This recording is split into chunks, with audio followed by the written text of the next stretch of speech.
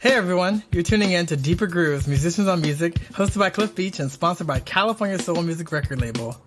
Man, I have such a pleasure and honor and privilege of speaking with Nigel Hall from the Nigel Hall Band and from Ledisi, amazing vocalist and keyboard player, originally from Washington, D.C. We get to talk about that as well as his work with Ledisi, Robert Randolph, and so many other great bands, including Soul Live. Please help me welcome Nigel Hall. Hello, Nigel. Hey, man, how you doing? I'm good. How are you? I'm doing all right. Man, super stoked to have you on the podcast and talk to you today. I'm a big fan. Thank you, man. How's everything going for you this morning? Better now. Or afternoon. Yeah, right?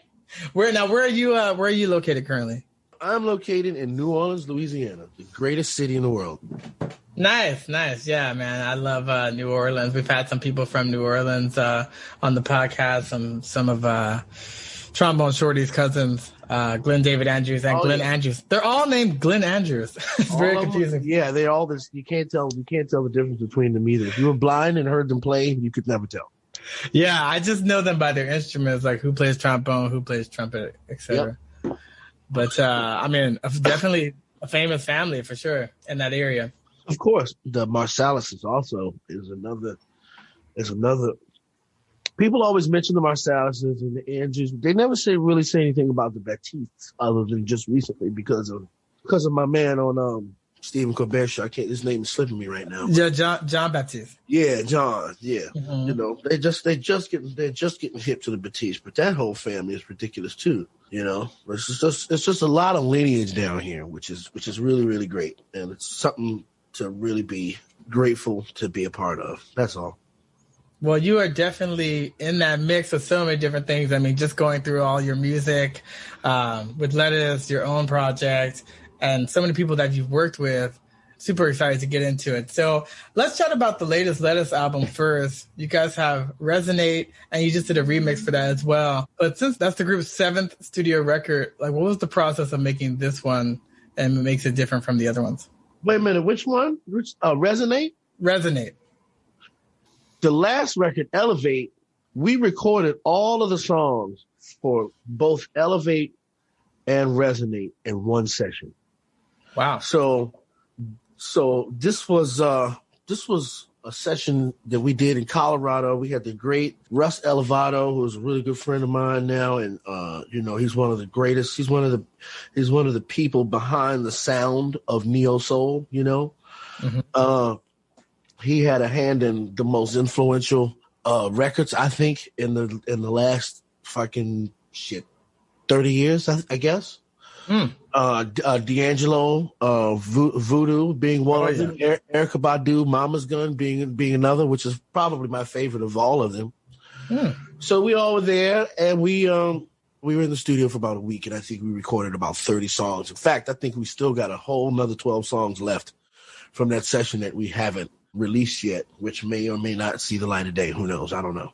We recorded that session. That session was just fun. It was just a lot of good vibes. A lot of, I always say that the best music that's ever going to be made is music amongst friends, and it's just us in the studio just hanging out, being friends. And we all had songs, and we played, and we all had our instruments, and we had plenty of weed, and it was great, and it was awesome, and just the vibe was just held. Pinned up in the sky so it would never come down. So it was really good. It was just everything was comfortable, and that's the best way. That's the only way to make a record. You got to be comfortable. I'm more comfortable in the studio than I am in my own house sometimes. So because that's a place where you can create and allow those thoughts to become something tangible, and it's a really good thing, and it's good to do with your friends. I know I said all of that to say that, so there you go. So then let's talk about your own project, the Nigel Hall Band's debut record, Ladies and Gentlemen. It's a commercial and critical success, and it was the first time you really toured extensively as a solo act. So how is that different from your work with Ledisi and the other groups? Well, with my band, I get to do what the fuck I want, and I can't do what the fuck I want with Ledisi. I mean, I can, but we it's a collective thing, and Nigel Hall thing is my thing is, it's not. I guess that's the wrong way to say it. My thing is more soul. I'm more of a I'm really all over the place when it comes to the things that influence me as a musician. But ladies and gentlemen, that kind of thing in the Nigel Hall band or whatever it is, whatever it ends up, is just kind of more of a reflection of where I am musically at the time. Ledisi is just straightforward funk, you know? There's really no time for, not necessarily sensitivity, but there's no time for playing around, man. We came to funk, and we make that very clear. We can mellow out sometimes, but even then, it's still super funky. You know, the idea is to keep the sledgehammer hot at all times. Whereas with my band, you know, it is what it is, or it is what I want it to be that particular day. Yeah, I definitely hear that in the music, and it's nice to be able to have that departure and have that creative control for sure. And actually, ladies and gentlemen, was technically my second record. I actually have a debut record called "The Face of Things to Come" that will never see that I hope never sees the light of day again. As far as I know, I think it's out of print. Nobody can find it. I think all I own of it is one digital copy just for memorabilia. But other than that, you know, I don't really urge any. I know I just made everybody go on their phones or computers to start looking for this record. But Ladies and Gentlemen was actually my second record. So, but this is it was also, I mean, it's all a learning experience, you know. And you make records, the music that you create, you always change, you know. We as people changes every second. So, you know, when I hear that record, I think of like 15 years ago.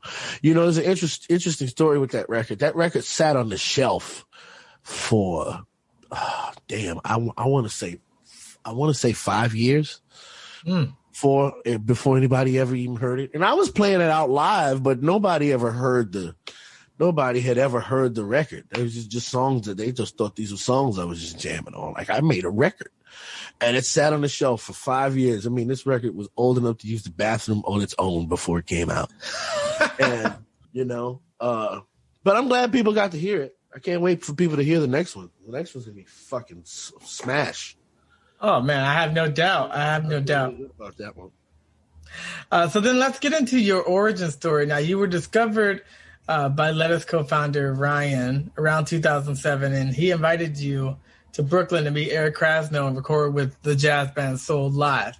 And then you eventually connected with the drummer from Ledisi, Adam, and Questlove from The Roots, and you began appearing on stage with Soul Live, Ledisi, and the Royal Family affiliates. So what was that like 13 years ago, if we can rewind and then fast forward to now? Like, wait a minute. Say all of that again, because I think you might have some information messed up.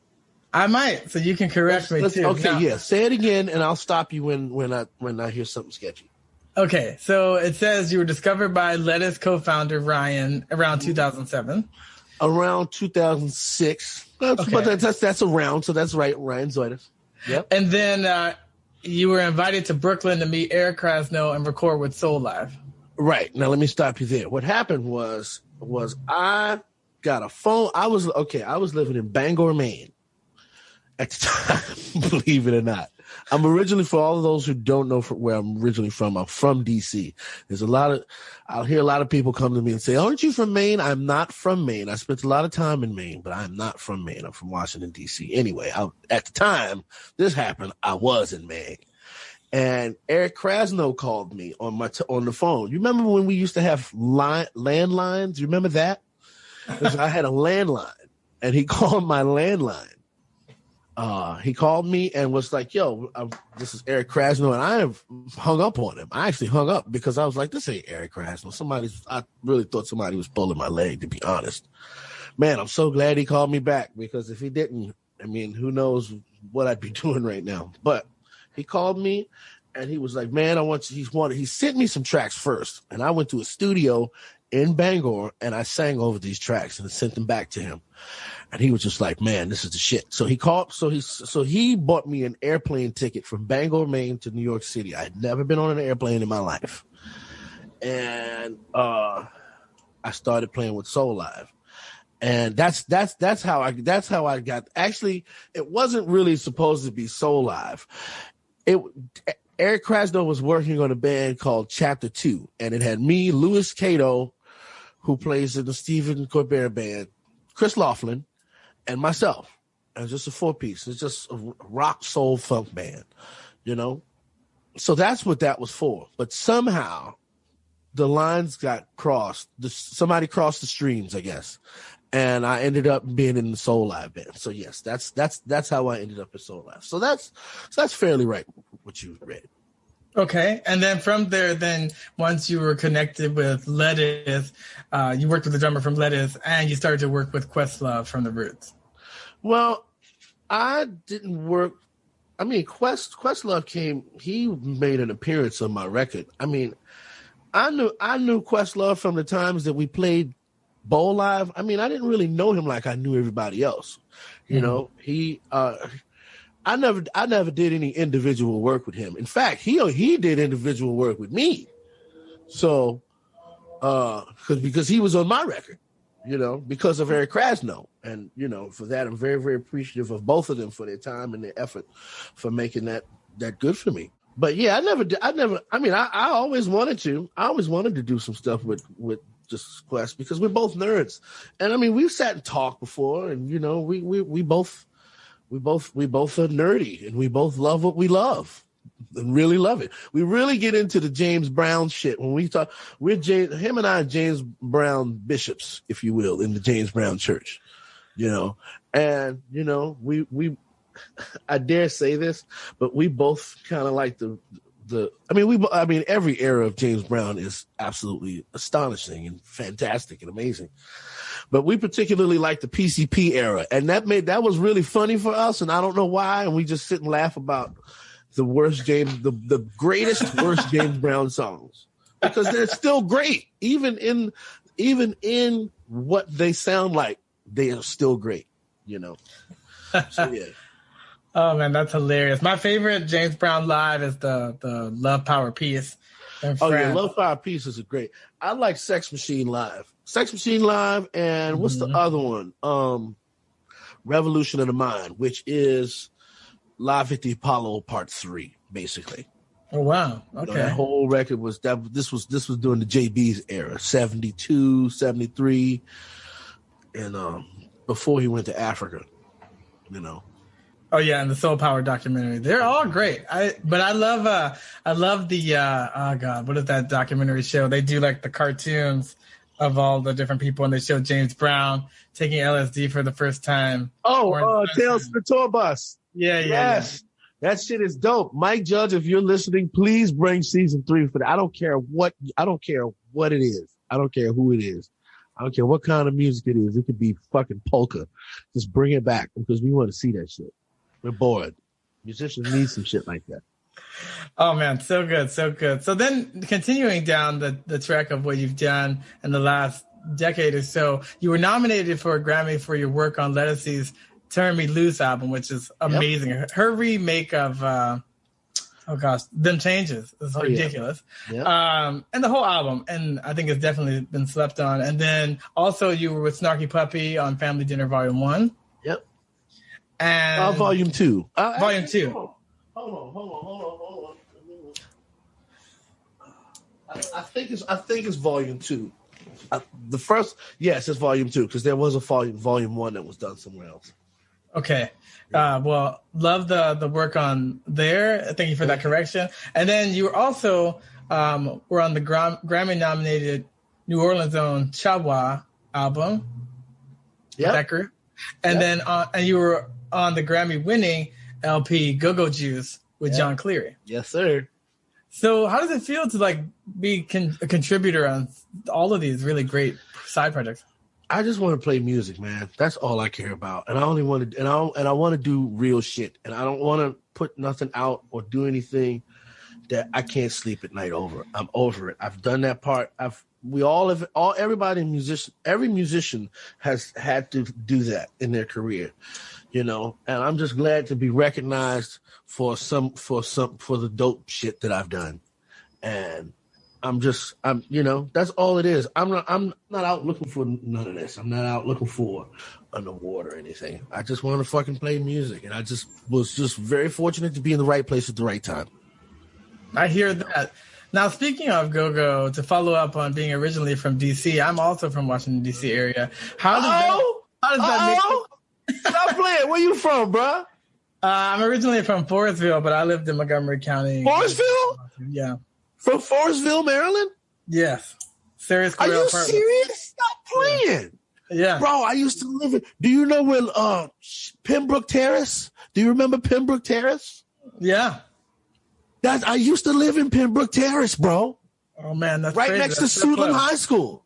That's where I used to live. Both my parents went to Suitland. Yeah. What? They went to Suitland? What? That's so dope. I'm sorry I'm getting so hype right now, but like that's dope. That's dope. Oh, yeah. And then to be from Forestville, of all the people I've ever met from DC, you are the only one that lived in fucking Forestville. Can you believe that? You're the only one I've ever talked to that said Forestville. That's real shit. You just gained super points with me, bro. I just want you to know that. Thanks, man. Yeah, you just made my whole day better just by that. I feel like a glow in my body now. So I wanted to know how the mix of funk, go-go, gospel, R&B, soul from that area specifically, since go-go is so regional in that area, how does that mix into your upbringing and musical style, like melting pot in Chocolate City? Well, I think as well as I do, anybody musically that comes from that area has a certain sauce that they have, I mean, I don't want to say mumbo sauce because I actually don't like mumbo sauce, to be honest, but we got something that just hit different. It just hit different. I was on Instagram. I follow a brother named Joe Claire. He's a comedian. He's from DC also. But I follow him on Instagram, and there was this one video he put up that he was like, he had some go-go playing in the background, and he was like, you hear this right here? This is why people from the DMV don't know how to act.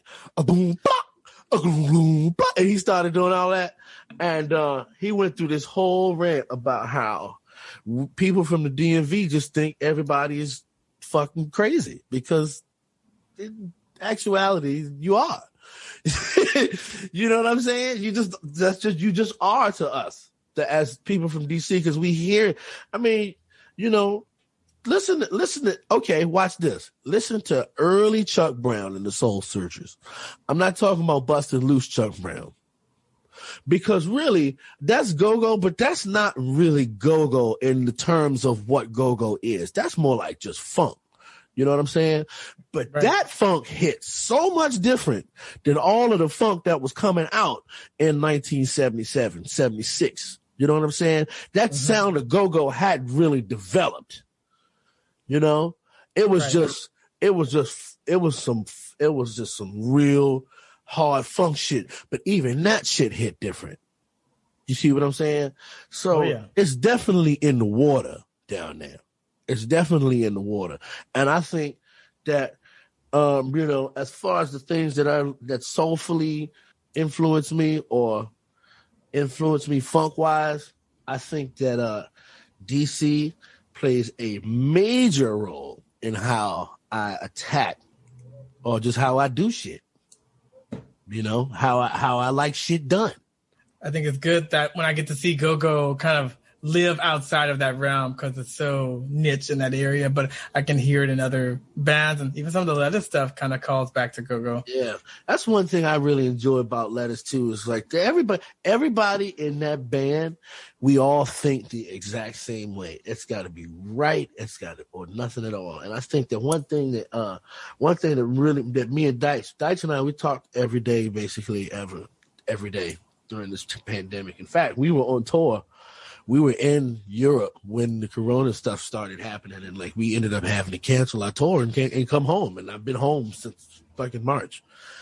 But anyway, one of the great things about playing with Deitch is that, man, he is just a student like I'm a student. Like you are always a student. When you're really dope, you that's why I don't really think it's like really in my heart to teach so much. Cause I mean, I want to teach, but I don't want to teach. I want to teach like music history. I don't want to teach like how to play.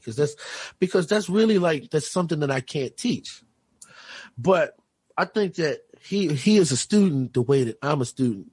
And I think that when you realize that you're always going to be a student, then you just make you by default, you make yourself better. And, you know, and what we don't know, we're students. So we go and we do the research. And I think that musically, like there's like he's really a huge part of that also. And I'm proud of him in the sense of how, you know, because he knows about go-go. And when I first met him, he's not from DC, but he knew so much about go-go. He knew about Jungle Boogie from Rare Essence. He knew about Rare Essence and EU and Sugar Bear and you know, like all the, I'm like, how do you know about all this shit? Like, cause you know, go-go stays in DC. Like nobody outside of DC has really ever heard of go-go unless they're musicians. They don't know what go-go is. So, you know, he fucking knew. And whenever we go in, I mean, there's even still stuff like we just put out Checker Record and there's this term, I think maybe you know it, but there's this term in DC when the go-go is really killing is cranking. And there's a certain speed of where it cranks, where that shit got the crank. You know what I'm saying? And you can't play it too fast and you can't play it too slow. You can play it whatever speed you want, but for it to crank, it has to be at this. I don't know what speed it is. I'll know if he's playing it. But there's got to be this, and we are constantly trying to find where it is, because it's the one speed where everything's just going to be working correctly and it's just going to make us grow wings and fly away off the stage. Oh, yeah. The beautiful thing about go-go is that it's amazing party music. The crazy thing man, I miss a go-go, man. I haven't been to a go-go in about fucking 20 years. Oh, yeah. Oh, man, I really, man. Even the radio stations flip over. Oh my, yeah, you know, I just miss people, man. Shit, just in the house. Yeah, we're all doing that. We're staying at home for way too long. Yeah. Now you played with Ledisi, Warren Haynes Band, John Cleary, John Schofield, Ghost Note, Snarky Puppy, Ledisi, Tedeschi Trucks, The Nth Power with Nikki Gillespie, who I went to school with at Berkeley, Robert Randolph and the Family Band. Yeah, way back in the late 90s, early 2000s. Yeah. And then Robert Randolph and the Family Band and so many other people. And so do you have like an interesting or notable or memorable experience that you can share, like one particular that stands out? Yeah, I do actually. I'll tell you something funny. I'll tell you a funny one. So you mentioned Robert Randolph and the Family Band. I'm going to talk about Robert for a little bit. I hope he listens to this. Robert and I talk shit to each other all the time, but I credit Robert Randolph for making me tough in this industry. This industry can fucking suck sometimes. And when I first joined this band, Adam Smirnoff, Schmeeds from Ledisi, was also playing with him, and he was the one that got me the gig. And so when I started playing with the Family Band, you know, and then I was the new guy.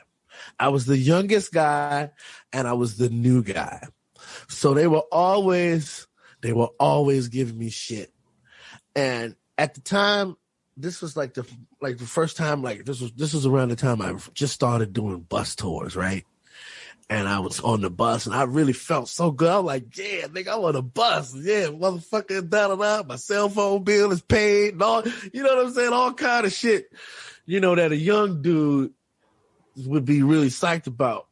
I just remember that after like a month of being on that gig, I would dread going, I would dread it because they would always make fun of me, and they're not make fun of me, but like, you know, poke fun at me basically. They was always picking on me because I was the new guy. And one of the things that really used to make me mad was that Robert's sister, Lanisha, in high school, they used to call me Niggle. That was my nickname. And I did not like that shit at all. And I never told her that, because I had never gotten close enough to any of them to want to talk to them about some shit like that anyway, because they was always fucking with me. Right? So I was, and the funny thing is I always say all the time, I used to quit that band after every gig. After every gig, I'm like, I quit. I'm done. I'm not gonna do this anymore. I'm not playing with them no more. I'm sick of them. I'm sick of them fucking with me. I'm all of that. I'm not playing. But you know what? The funny thing about all of that is, and they used to be bad too. Like they would be I remember we was on stage one time and we was singing something, and I was still kind of learning the material, you know.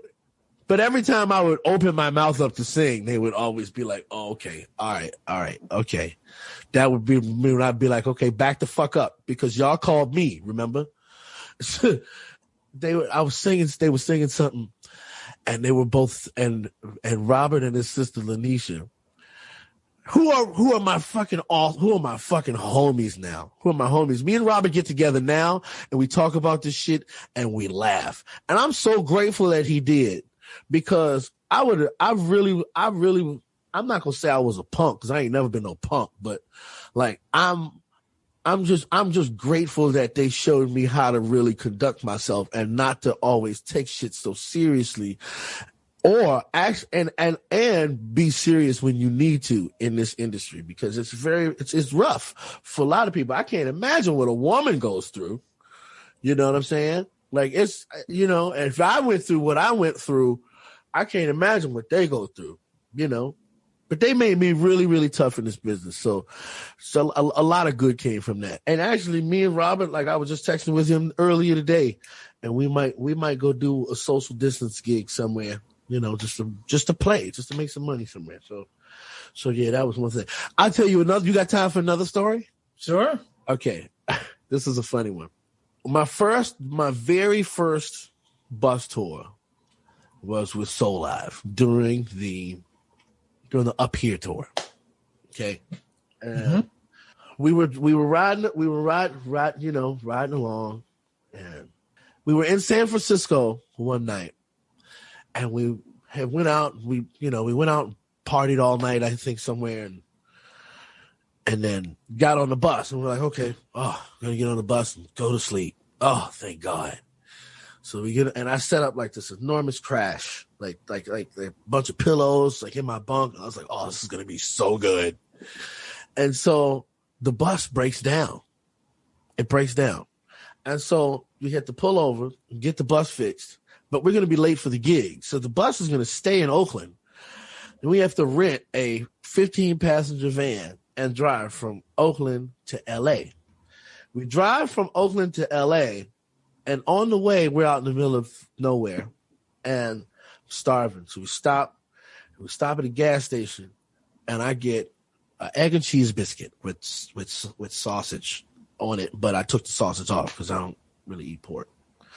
So I eat it, and we get back on the road. I go to sleep. I sleep till LA, and I get up out of the van. We get to LA. We get to the Key Club. I remember it like it was yesterday. We're at the Key Club.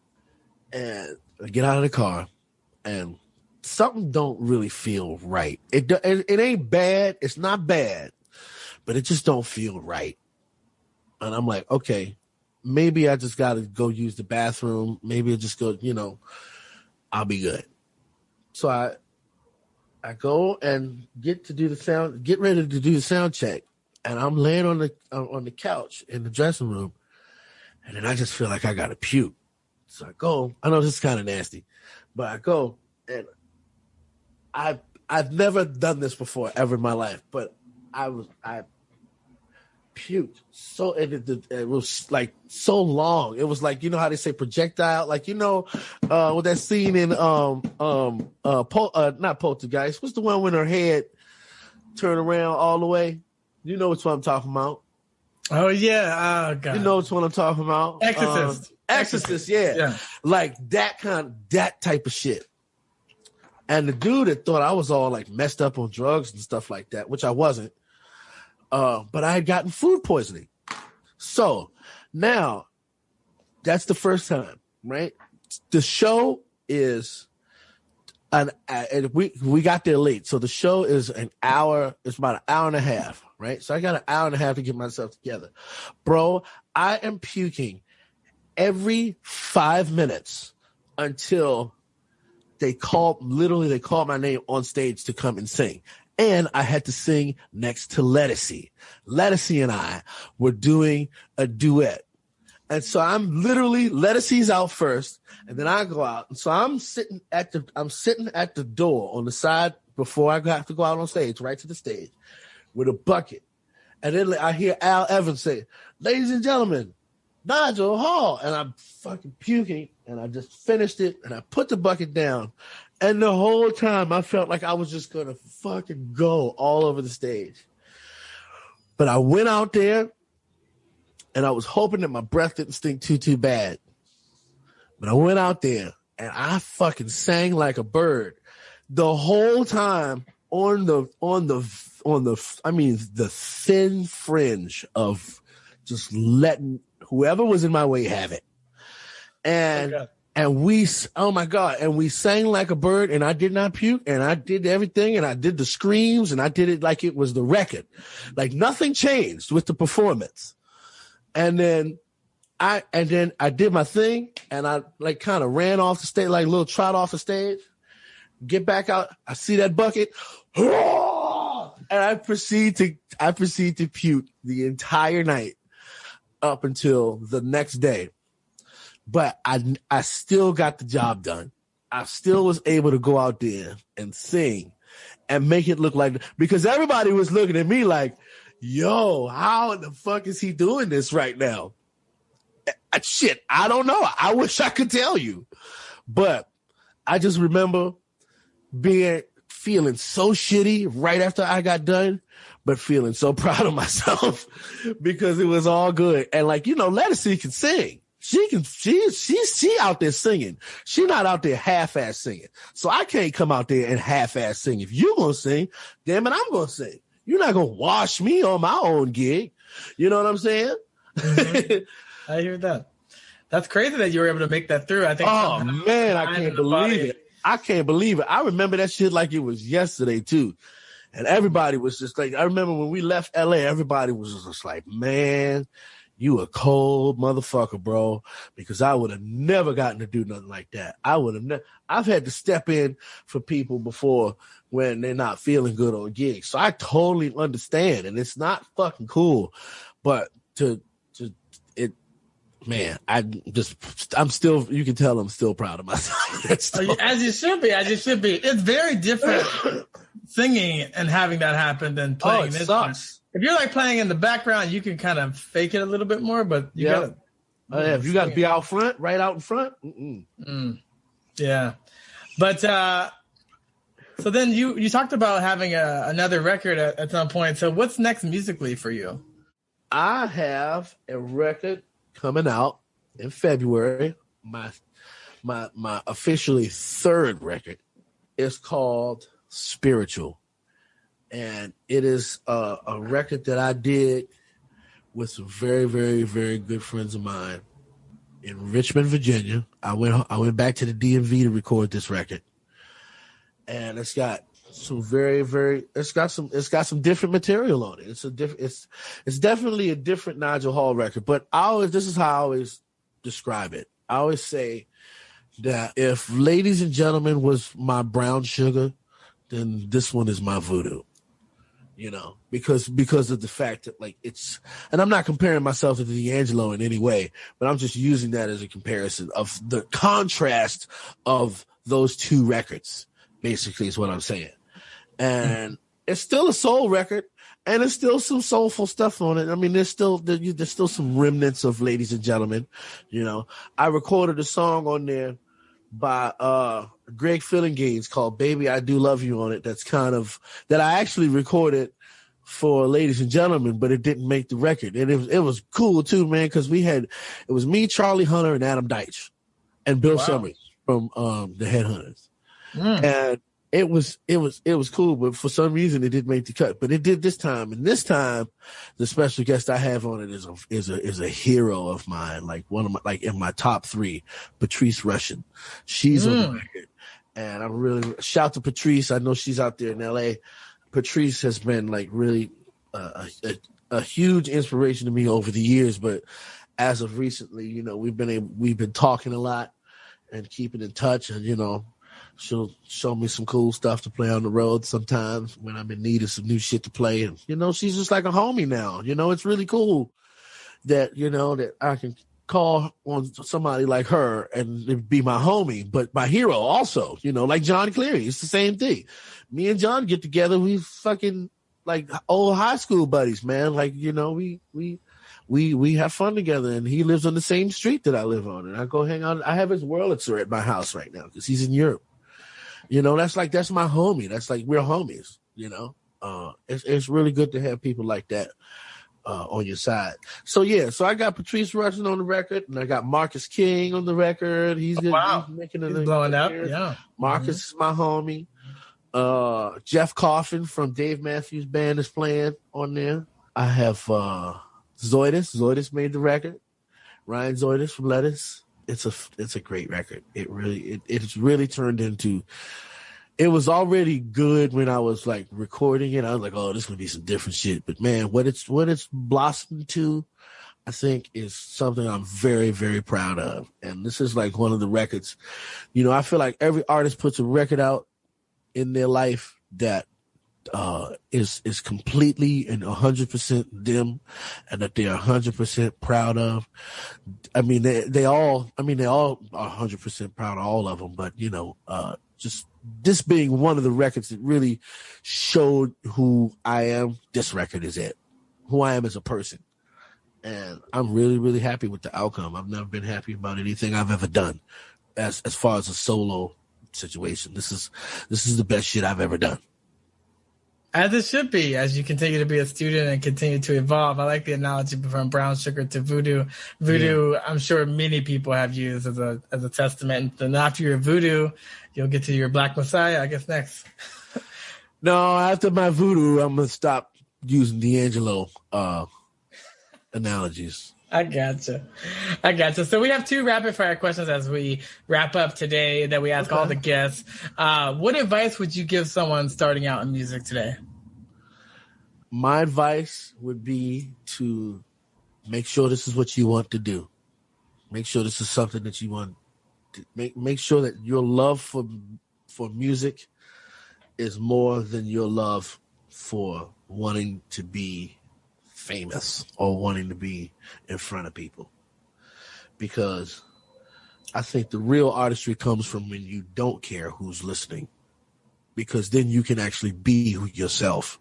So if you don't want everybody to know who you are, if you don't want nobody in your business because you're making it their business, then and I mean this as being as a real musician too, man. Because like I do this because I love to do it. The check is nice, but I do it because I have to do this. I have no choice in the matter. So if it's something that you're willing to submit the rest of your life to, then do it. Jump in. And don't just dip your foot in. Jump all the fucking way in. You know, because that's the only way you're going to make an impact in this world, is if you do that. Agreed, wholeheartedly. I think that's great advice. And so lastly, what do you want your legacy to be musically when it's all said and done? It might be too early. You got a lot of years ahead of you, but what do you want to be known for? This is an easy one. I just want my legacy to be somebody who made some good shit, who made some dope shit. I want to be associated with fucking dopeness because I'm dope. And I'm not saying that in a big-headed sense. I'm not saying that. You have to feel that way. You have to feel that way about yourself in order to have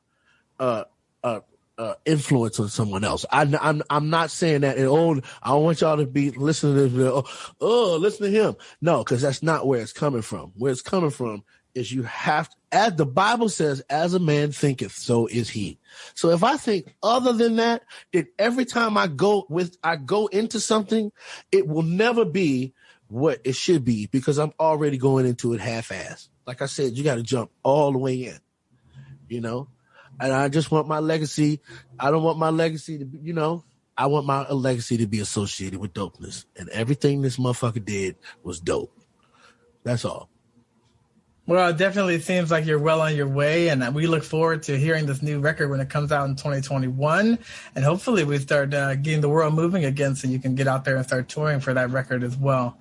But we've had a pleasure, Nigel, having you on. It's so great to talk to you from a fellow Washingtonian to another. My man, bro, my man. We'll definitely circle back to you when this is out so we can post it, tag everything, and keep in touch. Maybe we'll get to collaborate. Thank you so much. I appreciate it, man. Thank you for your time. Thank you, Nigel. Take care. We'll talk soon. All right. Take care. Bye-bye. Man, I had such a good time on Deeper Grooves today talking with legendary vocalist and keyboardist Nigel Hall from the Nigel Hall Band and Ledisi. You can check out his music online. Any streaming platform will have it. His Ladies and Gentlemen album. Looking forward to 2021 Spiritual. And until then, all the great Ledisi music that's online as well. I'd like to thank Tim Hall and the 1192 Studios for mixing and mastering this recording today. If you like what you hear and you want to hear more, you can check us out online Tuesdays at www.californiasoulmusic.com/Deeper Grooves or anchor.fm/Deeper Grooves. We're on all the streaming platforms. You can search for Deeper Grooves Podcast. Until then, keep it funky and be dope. I'll talk to you soon. Take care.